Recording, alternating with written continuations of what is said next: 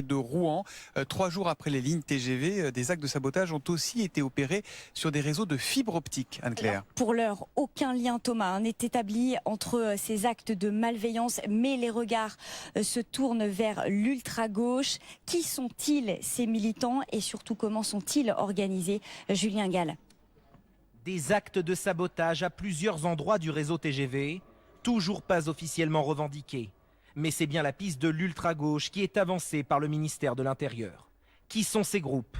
Les mouvances d'ultra-gauche, qui se distinguent de l'extrême-gauche, sont des groupes informels qui contestent l'ordre républicain. C'est une forme de gauche extra-parlementaire. Il y a une partie de l'ultra-gauche qui va se définir comme non-violente, mais il y a une autre partie de l'ultra-gauche qui peut accepter ou qui peut pratiquer la violence dans les manifestations. Un certain nombre de black blockers sont d'ultra-gauche. Combien sont-ils?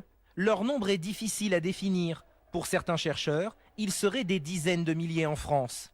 Parmi eux, les plus radicaux, Gérald Darmanin parle de 2200 fichés S d'ultra-gauche. Enfin, quel type d'action mènent-ils?